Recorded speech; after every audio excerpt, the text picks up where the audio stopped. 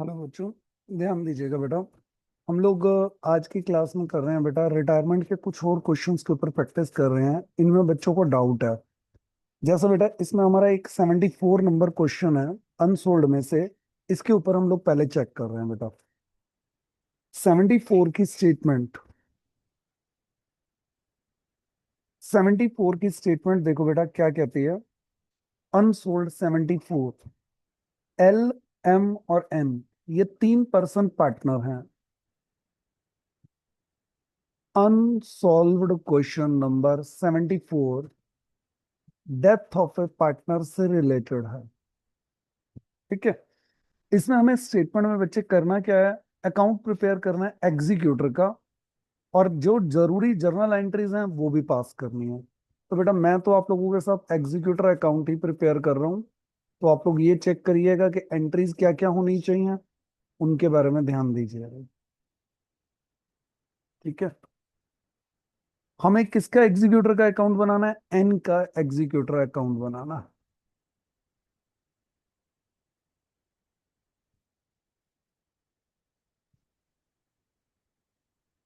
है। N executor account. अब N के एग्जीक्यूटर अकाउंट के अंदर बेटा कुछ बेसिक बातें हैं जो हम हर क्वेश्चन के अंदर करते हैं। सबसे पहले उसकी कैपिटल का बैलेंस। यहाँ पर आप पहले प्रिपेयर करोगे एग्जीक्यूटर नहीं, पहले आप इसका कैपिटल अकाउंट ही प्रिपेयर करोगे। तो यहाँ पर आप मेंशन करोगे बाय बैलेंस बीडी। कितना बैलेंस है एन की कैपिटल का, 20,000। ये 20,000 रुपीज हम लोगों ने पे कर दिया।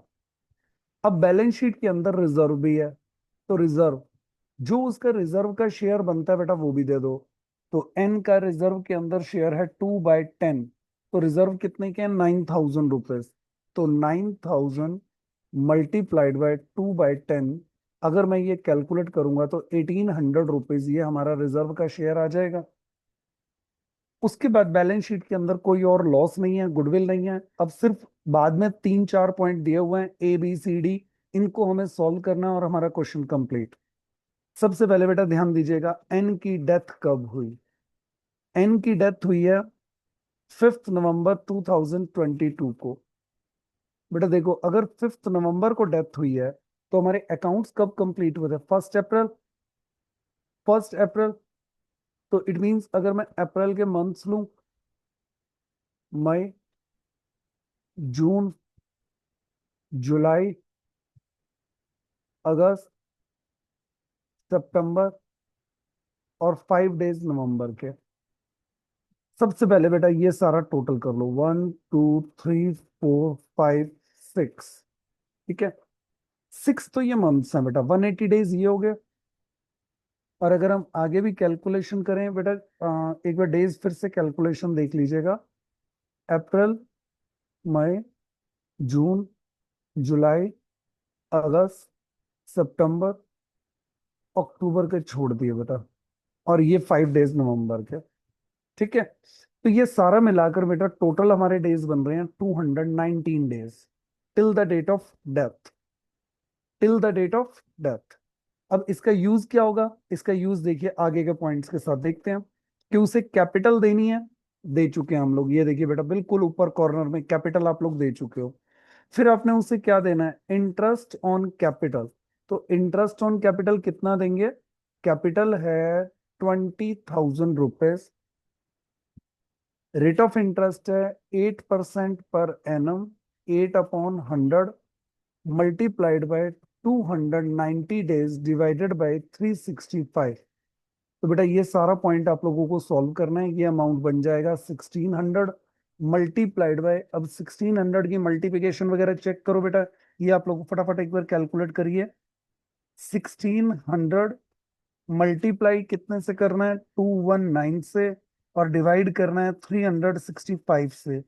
तो ये जो अमाउंट है बेटा ये कैलकुलेट करके आ रही है 960 रुपीज। 960 रुपीज। तो ये हमारा अमाउंट क्या निकल आएगा, bye interest on capital 960 rupees का। उसका रिजर्व का शेयर भी देना है, रिजर्व का शेयर हम ऑलरेडी दे ही चुके हैं। सेकंड पॉइंट हमारा कंप्लीट हो गया। अब हमारा शुरू होता है सी पॉइंट। कहते हैं उसका प्रॉफिट का शेयर भी देना है for the inter evening period, जब तक उसने काम किया तब तक का प्रॉफिट का हिस्सा दो। और ये बेस्ड किस पर होगा? सेल पर। तो बेटा जिस किसी पॉइंट की हम कैलकुलेशन करते हैं ना, उनके वर्किंग नोट्स को इस तरीके यहाँ लिखा जाता है। जैसे ये देखो, ये यहाँ मैं मेंशन कर रहा हूँ, share of profit till the date of death. अब till the date of death का अगर मेरे को प्रॉफिट कैलकुलेट करना है तो ये प्रॉफिट कैसे बेस्ड है? Which was calculated as 2,40,000। The rate of the profit for the past 4 year has been 15% on sale. तो बेटा स्टेप नंबर 1 जो हम लोग निकालते हैं ना, वो हमें क्वेश्चंस के अंदर गिवन है। स्टेप नंबर 1 है हमारा प्रॉफिट ऑन सेल, और प्रॉफिट ऑन सेल हमें क्वेश्चंस के अंदर गिवन है 15%। स्टेप नंबर 2 कहते हैं his share of profit intervening period will be based on the sale during that period. और उस टाइम पीरियड की सेल, वो कहता है sale till the date of death. ये आपको क्वेश्चन में गिवन है, sale till the date of death given है। बच्चे क्लास में आप लोगों ने ये फॉर्मूला डिस्कस किया था कि अगर प्रॉफिट सेल्स पे बेस्ड कैलकुलेट करना हो तो 2 स्टेप में कैलकुलेशन होती है। पहला काम होता है प्रॉफिट ऑन सेल निकालना, जो कि आपको क्वेश्चन में गिवन है। दूसरा होता है sale up to the date of death multiplied by the percentage as per step number 1, और मल्टीप्लाइड बाय जितने नंबर ऑफ डेज हैं, वो तो हो ही चुका है। और उसका शेयर ऑफ प्रॉफिट कितना है? शेयर ऑफ प्रॉफिट जो एन का है, एन का शेयर ऑफ प्रॉफिट है 2/10। तो ये जो सारा अमाउंट बट अगर हम कैलकुलेट करेंगे तो एन का शेयर हमारा कितना कैलकुलेट होकर आएगा? अगर मैं इसको कैलकुलेट करूं बेटा, ये 30 ये कट कर दीजिए। आई थिंक कैलकुलेशन सिंपल हो गई। तो ये हमारा अमाउंट 30 से मल्टीप्लाई करेंगे तो बेटा ये आ जाएगा 7,200 रुपए। तो बेटा जब आप एग्जाम के अंदर क्वेश्चन करो ना, तो जिस पॉइंट की कैलकुलेशन करो उसको हेडिंग बनाकर नीचे इस ढंग से सॉल्व करके फॉर्मूले के साथ उसके आगे रुपीज वगैरह मेंशन करके, और फिर इस फिगर को उठाकर फिर यहां मेंशन कर दो by by P and L suspense. P and L suspense कितना है? 7,200 रुपीज। ये हमारा प्रॉफिट आ गया up to the date of death. उसके बाद हमें डी पॉइंट में देनी है गुडविल। अब गुडविल की पेमेंट कौन करेगा? गुडविल की पेमेंट करेंगे एल और एम। अगर बच्चे आप इसको अलग अलग शो करना चाहते हो तो आप इसको गेनिंग रेशियो में बांट देना। मैं यहाँ इसको कंबाइंड शो कर रहा हूँ कि गुडविल का शेयर क्या रहेगा। तो बेटा गुडविल हमें डायरेक्ट गिवन नहीं है, हमें गुडविल भी क्या करनी पड़ेगी? कैलकुलेट। तो गुडविल की कैलकुलेशन कैसे करूंगा? प्रेजेंटेशन के लिए ध्यान देना बेटा, प्रेजेंटेशन भी थोड़ा सा फोकस करिए बच्चे अपने क्वेश्चंस के अंदर। तो यहां पर हम लोग फिर से एक वर्किंग नोट बनाएंगे। इस वर्किंग नोट के ऊपर हेडिंग देंगे। हेडिंग का नाम क्या होगा? Calculation of goodwill for the disease partner. ये हेडिंग देकर अब मैं इसकी गुडविल की कैलकुलेशन कह रहा हूं, कर रहा हूं। कैसे कर रहा हूं? कहते गुडविल आपको लेनी है थ्राइस, 3 गुना लेनी है। किसका 3 गुना? एवरेज प्रॉफिट का 3 गुना लेनी है। और एवरेज प्रॉफिट कैसे निकालने हैं? लास्ट 4 ईयर्स का एवरेज लेकर उसमें से 25% माइनस कर देना। तो लास्ट 4 ईयर्स का अगर मैं प्रॉफिट लेता हूं तो बेटा ये प्रॉफिट है मेरा 10,500, प्लस में 12,000 रुपीज, प्लस में 12,500 रुपीज, प्लस में 13,000 रुपीज। तो जब मैंने ये 4 ईयर्स का प्रॉफिट लिया तो मेरा 4 ईयर्स का प्रॉफिट का टोटल आ रहा है बच्चे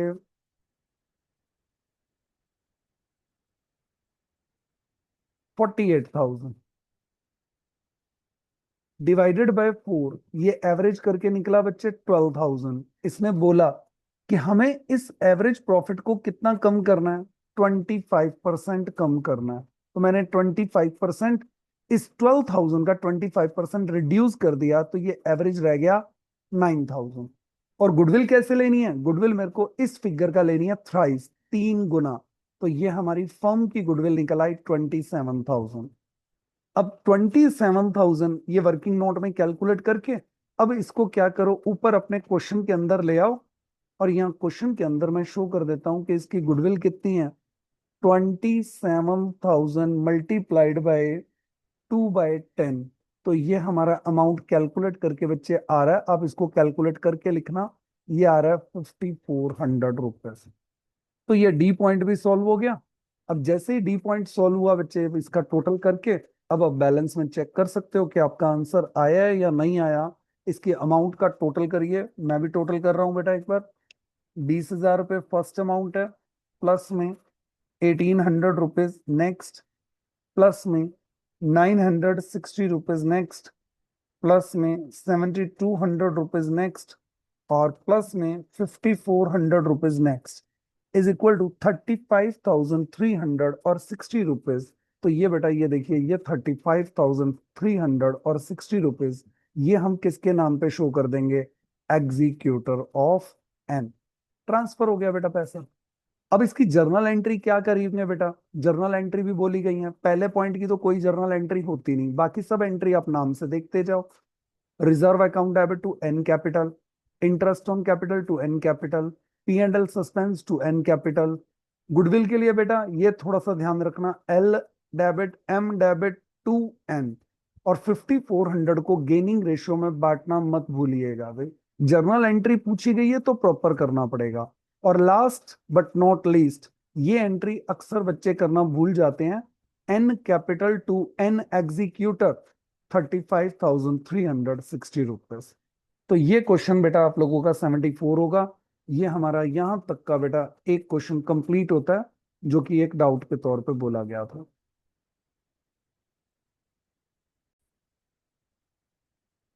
60 अनसोल्ड बेटा, 60 नंबर क्वेश्चन हम लोग कर रहे हैं। इसमें हमें करना क्या है, आपको जर्नल एंट्रीज पास करने के लिए बोला गया, और आपको वर्किंग की calculations, working note proper show करने हैं। तो लीजिए बेटा, मैं जर्नल एंट्री तो नहीं कर रहा हूं बेटा, मैं एग्जीक्यूटर का अकाउंट ही बना रहा हूँ। ठीक है, कैपिटल अकाउंट ही प्रिपेयर कर रहा हूँ पार्टनर की जिसकी डेथ हुई। जो कैलकुलेशन होगी बेटा वो आपको नीचे वर्किंग नोट में एक्सप्लेन कर देंगे। बी की डेथ हुई है, तो ये मैं बी का कैपिटल अकाउंट प्रिपेयर कर रहा हूँ। तो जब हम बी का कैपिटल अकाउंट प्रिपेयर करते हैं, सबसे पहले बाय बैलेंस बीडी, बी के कैपिटल अकाउंट। बी की कैपिटल कितनी है? देखो भाई, बी की कैपिटल है ही नहीं, क्वेश्चन में कुछ नहीं गिवन। चलो जी, तो फिर ये सिर्फ यही चाहता है कि जो जो ट्रांजेक्शन गिवन है ना, इन्हीं की एंट्री कर दो। चलो भाई, मेन मेन बात देखते हैं फिर। तो प्रॉफिट शेयरिंग रेशियो क्या है? 2:1। कौन कौन है ये पार्टनर? ये है ए, ये है बी, और ये है सी। बी, इस बी की डेथ हो गई। ठीक है, और डेथ भी कब हुई है? 1 अगस्त को। अकाउंट्स की क्लोजिंग कब थी? 31 मार्च को। तो ये देखो बेटा, अप्रैल, मई, जून, जुलाई, और 1 अगस्त को डेथ हो गई, इसको मैं कंसिडर करूंगा नहीं। तो number of months till the date of death कितने हैं? 4। पहले तो बेटा ये चीज देख लिया करो। अब उसके बाद वो कहता था एग्जीक्यूटर को क्या क्या हमने देना है। एग्जीक्यूटर को 3 चीजें देने के लिए बोला गया भाई। ठीक है, अब 3 चीजें कौन कौन सी देनी है, उनकी कैलकुलेशन कर लेते हैं। पॉइंट नंबर 1, पहला पॉइंट क्या कहता है? पहले पॉइंट में इसने ये बोला, his share of capital 4 lakh रुपए। कैपिटल का शेयर गिवन है बेटा 4 लाख रुपए। तो ये लीजिए भाई, ये कैपिटल को तो मैं पहले यहाँ राइटिंग कर ही देता हूँ। कैपिटल का शेयर गिवन है 4 लाख रुपए। ठीक है, along with share of goodwill, इसको गुडविल का शेयर भी देना है। तो गुडविल का शेयर कौन देगा? गुडविल का शेयर देंगे ए और सी। क्या प्रॉफिट शेयरिंग रेशियो चेंज हुई? नहीं हुई। तो प्रॉफिट शेयरिंग रेशियो चेंज नहीं हुई, तो मैं मेंशन करूंगा bye P and L suspense account. ठीक है, और नीचे मैं इसकी कैलकुलेशन के लिए बेटा वर्किंग नोट ड्रॉ कर रहा हूं। Calculation of share of profit, एक तो ये कैलकुलेट करना है, और एक मेरे को कैलकुलेशन किस चीज की करनी है? गुडविल की। पहले बल्कि हमारा पॉइंट फर्स्ट नंबर यही है, calculation of share of goodwill. तो गुडविल का शेयर बच्चे हम कैसे कैलकुलेट करेंगे? जो गुडविल की कैलकुलेशन है वो तो ये बता रहा है, कहते गुडविल की कैलकुलेशन है 1.5 year purchase of last year profit, और लास्ट ईयर का प्रॉफिट हमें सेकंड पॉइंट के अंदर गिवन है। तो सेकंड पॉइंट में गुडविल निकालने के लिए लास्ट ईयर का प्रॉफिट मिल गया 80,000, इसका 1.5 टाइम, तो 1.5 टाइम कितना निकल आया? 1,20,000 रुपीज। ये हमारी फर्म की गुडविल निकल आई। अब फर्म की गुडविल में पार्टनर का शेयर कितना है? 1,20,000 मल्टीप्लाइड बाय पार्टनर का शेयर। बी की डेथ हो गई तो बी का शेयर है 2/5। 2/5 अगर मैं करता हूं तो बेटा ये अमाउंट निकल के आती है 48,000। 48,000 रुपीज जो इसका शेयर ऑफ गुडविल है, वो हम लोग यहाँ कैसे एंटर करेंगे? इसको हम लोग यहाँ राइटिंग करते हैं बेटा, बाय ए और बाय सी, 48,000 रुपीज। आप अगर अलग अलग करना चाहते हो तो बेटा गेनिंग रेशियो में बांट देना। गेनिंग रेशियो क्या होगी? गेनिंग रेशियो इस क्वेश्चन में बनेगी 2:1।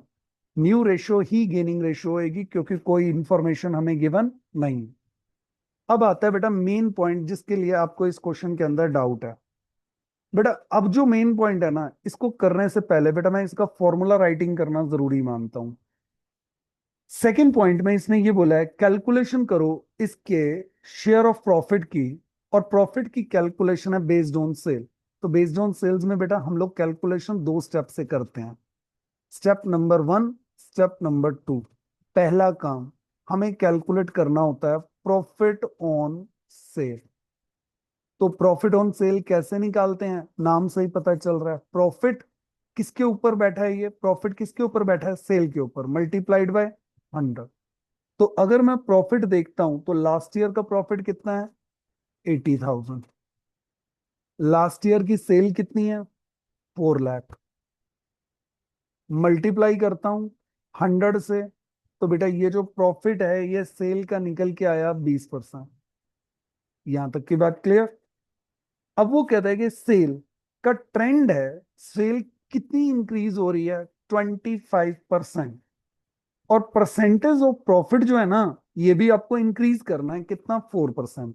अब बेटा यहां ध्यान देना, मेरा ना फॉर्मूला ये था कि sale up to date of death multiplied by, sale को up to date of death multiplied by step number 1 से कैलकुलेशन किया हुआ परसेंटेज, और मल्टीप्लाइड बाय जिस पार्टनर की डेथ हुई है उसका शेयर। तो डेथ वाले का शेयर तो बेटा मैं सीधा ही लिख देता हूं 2/5। अब अगर मैं स्टेप 1 की परसेंटेज को बेटा फॉलो करूं तो स्टेप 1 की परसेंटेज मेरी कितनी है? 20%। ये वाली, ये देखो, ये वाली 20%। बेटा मैं एक बार हाईलाइट कर देता हूं, ये 20%। ठीक है। लेकिन इसने बोला कि इसको कितने परसेंट ग्रो करो? 4%। तो मैंने यहां कर दिया 24%। तो 4% बढ़ने का मतलब क्या होता है भाई? 4%, 24, 20 + 4। अब पहले नंबर में मेरे को क्या मेंशन किया गया? Sale up to the date of death. अब sale up to the date of death तो मेरे को क्वेश्चन में गिवन नहीं है, लेकिन ये बोल रहा है कि जितनी सेल लास्ट ईयर थी ना, यानी कि जितनी सेल पिछले पूरे साल में थी, उसमें 25% की हम ग्रोथ की उम्मीद कर रहे हैं। तो 25% ग्रोथ, तो 4 लाख की सेल इस ईयर में, इस ईयर में कितने की सेल होगी? पूरे साल में सेल होगी, वो कह रहे हैं 5 लाख की सेल होगी। लेकिन बेटा क्या आपको पूरे ईयर की सेल चाहिए? ये वाला वर्ड पढ़ना बेटा, क्या लिखा हुआ आपने? पूरे लिखी हुई है। आपने क्या लिखा है बेटा? Sale up to the date of death. और डेथ होने के हिसाब से कितने मंथ थे इस ईयर में? इस ईयर में इसने 4 महीने ही काम किया ना। और ये जो सेल है बेटा, ये हमारे करंट ईयर की सेल है 5 लाख। मेरे को कैसे पता चला? 4 लाख की सेल पिछली बार थी, इसने बोला 25% बढ़ेगी इस साल, इसका मतलब 5 लाख होनी चाहिए। तो 5 लाख तो पूरे ईयर की सेल हुई ना। Up to the date of death कितनी हुई? मल्टीप्लाइड बाय 4 डिवाइडेड बाय 12, क्योंकि इस ईयर उसकी डेथ हुई है 4 महीने के बाद। तो 4/12 बेटा अगर मैं ये कैलकुलेट करता हूं तो 5 लाख इंटू में 4/12, ये अमाउंट हमारा निकल के आता है बेटा, कितना निकल के आएगा? 1,66,600 और 67 रुपीज, ये मेरी सेल निकल के आई up to the date of death. अब फॉर्मूला आपका पूरा रेडी है। इस फिगर को आप मल्टीप्लाई करेंगे कितने से? 24, डिवाइड करेंगे कितने से? 100, और फिर मल्टीप्लाई करेंगे कितने से? 2, और डिवाइड करेंगे कितने से? 5 से। तो बेटा ये जो अमाउंट आपका कैलकुलेट करके आएगा, ये अमाउंट आपका आ रहा है 16,000 रुपीज। अगर इसने आपसे जर्नल एंट्री पूछी है तो बेटा चाहे आप जर्नल एंट्री करना चाहो तो ये लो। यहां पर क्योंकि प्रॉफिट शेयरिंग रेशियो चेंज नहीं हुई, तो मैं मेंशन क्या करूंगा? By profit and loss suspense account कितना अमाउंट हुआ? 16,000। टोटल अगर आप करोगे तो ये कितना हो गया? 4,64,000। डेबिट में कुछ है नहीं, तो इसका मतलब यहीं का यहीं अमाउंट किसके नाम पर ट्रांसफर कर देंगे? एग्जीक्यूटर के नेम पर ट्रांसफर कर देंगे। 4,64,000 रुपीज, ये हमारा आंसर है। जर्नल एंट्री क्या बनेगी? A debit, C debit to B. 48,000 B का गेनिंग रेशियो 2:1 है बेटा, इसमें डिस्ट्रीब्यूट कर देना। ये लो, ये भी कर दिया 36, और सॉरी 2:1। ये अगर आप डिवीजन करोगे तो 32 और 16 ये आएगा। ठीक है, और P and L suspense account debit to B capital, इसकी तो सीधा ही एंट्री बन जाएगी। P and L suspense to B कितना? 16,000। ये लीजिए बेटा, ये आपका क्वेश्चन कंप्लीट होता है। 60 नंबर क्वेश्चन है बेटा। लेकिन बेटा मेन चीज इसके ये वर्किंग नोट्स हैं, इनके ऊपर ध्यान ज्यादा देना चाहिए आपको। ठीक है, तो ये पॉइंट आपका कंप्लीट हो। बेटा ध्यान दीजिएगा, 70 नंबर क्वेश्चन है बेटा। इस पॉइंट के साथ हम लोग स्टार्ट कर रहे हैं। ब्राउन और स्मिथ दो पार्टनर्स हैं। ठीक है बेटा, एक चीज यहाँ इस क्वेश्चन के साथ मैं आपको और ऐड करना चाहूंगा। ये क्वेश्चन, बेटा ये क्वेश्चन तब से चला आ रहा है जब मैं 12th में था। ठीक है, और मेरे अपने 12th के एग्जाम के अंदर, सीबीएसई एग्जाम्स के अंदर, बेटा मेरे को याद है कि ये क्वेश्चन मेरे एग्जाम में भी आया हुआ है। ठीक है, तो ये बात बेटा मैं स्पेशली इस पॉइंट के ऊपर ध्यान देने के लिए कहूंगा भाई, ये एग्जाम के लेवल का क्वेश्चन है। ब्राउन एंड स्मिथ ये दो पर्सन पार्टनर्स हैं, और ये प्रॉफिट को कैसे डिस्ट्रीब्यूट करते हैं? ये है ब्राउन, ये है स्मिथ, और एक इन्होंने ना हर बार अपने प्रॉफिट का कुछ हिस्सा रिजर्व में डाला है। तो ब्राउन क्या करता है? प्रॉफिट का लेता है 1/2। स्मिथ कितना लेता है? 1/3। और रिजर्व में कितना डालते हैं? ये 1/6। बेटा पहले तो आपको है ना क्वेश्चन के अंदर ये चीज करनी है, 6 एलसीएम लेकर 3:2:1। इसका मतलब पार्टनर्स के बीच में रेशियो क्या निकल आई? 3:1। लेकिन ये जो रिजर्व है, ये तो प्रॉफिट का ही पार्ट है ना। तो ब्राउन और स्मिथ के बीच में जो शेयर है ना, ब्राउन और स्मिथ, ये बेटा 3:2 है। ठीक है, आपको ये पॉइंट फॉलो करना है क्वेश्चन के अंदर। सबसे पहले आपको ये नहीं फॉलो करना बेटा कि आप लोग 3:1 के अंदर डिस्ट्रीब्यूशन करो, क्योंकि वो रिजर्व का पोर्शन है, वो कोई पार्टनर नहीं है जो प्रॉफिट का हिस्सा लेने आए। तो ब्राउन और स्मिथ की रेशियो क्या है? 3:2। पहली लाइन इंपॉर्टेंट थी। और दूसरी लाइन बेटा जो सबसे ज्यादा इंपॉर्टेंट है, ये है कि बुक्स ऑफ अकाउंट्स, इनकी क्लोजिंग कब होती है? 31 दिसंबर ईच ईयर बुक्स बनती हैं बेटा। ये लाइन बहुत इंपॉर्टेंट है। 31 दिसंबर को बुक्स क्लोज होती हैं। In the event of death of A partner, executor को आपको चार चीजें पे करनी है। ठीक है, और उसके बाद उसने लास्ट में गिवन है प्रॉफिट वगैरह। और स्मिथ की डेथ कब हुई है? 1 मई को। बेटा अगर 1 मई को डेथ हुई है तो ये देखो, जनवरी, फरवरी, मार्च, अप्रैल, और 1 मई को तो डेथ ही हो गई। इसका मतलब नंबर ऑफ मंथ कितने हैं? 4 महीने हैं till the date of death. अब ये सारी बातें बेटा ध्यान में रखते हुए अब हम अपने क्वेश्चन को आगे कंटिन्यू करते हैं, और चेक करते हैं कि हमें इस पर्सन को क्या क्या चीजें पेमेंट करनी है और कितनी कितनी पेमेंट करनी है। ये हम लोग प्रिपेयर कर रहे हैं। जिस पर्सन की डेथ हुई, डेथ किसकी हुई है भाई? स्मिथ की डेथ हुई है। ठीक है। तो यहां पर बेटा मैं प्रिपेयर कर रहा हूं स्मिथ का कैपिटल अकाउंट। स्मिथ के कैपिटल अकाउंट में सबसे पहले बेटा मैं कैपिटल ट्रांसफर करूंगा बाय बैलेंस बीडी। ठीक है। कैपिटल कितनी है? 6,000 रुपए। रिजर्व, रिजर्व का शेयर भी दे दूंगा, तो बाय रिजर्व, रिजर्व का शेयर इसको कितना मिलेगा बेटा? यहां ध्यान देना बेटा, 3,000 को मल्टीप्लाई कितने से करूंगा? 2/5, क्योंकि स्मिथ का शेयर है 3:2, तो 2/5 होगा बेटा, 2/6 मत कर देना, ये चीज ध्यान रखना बेटा। 1,200 रुपीज। ठीक है।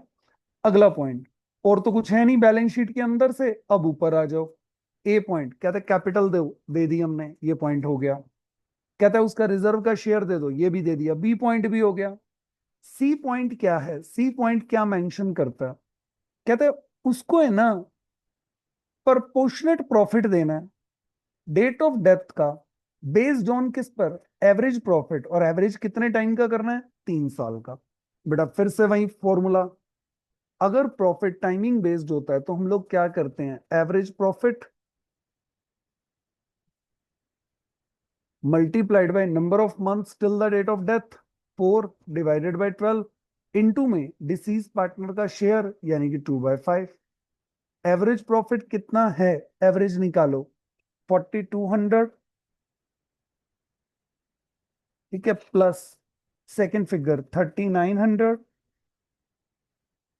प्लस 4,500 इक्वल टू ये आ गया 12,600 रुपीज टोटल आ गया।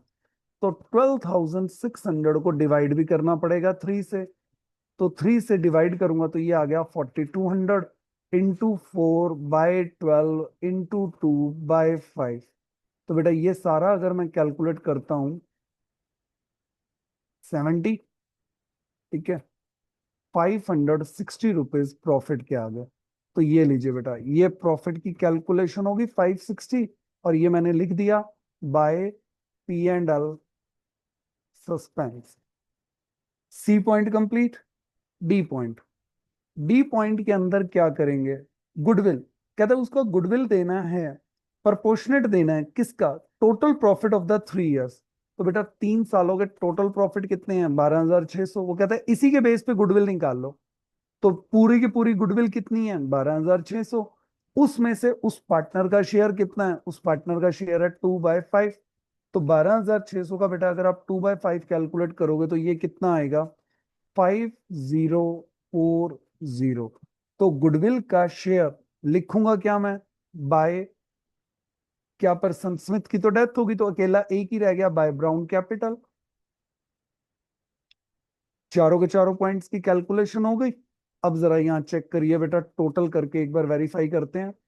पहली फिगर है हमारी कितनी? 6,000 रुपीज।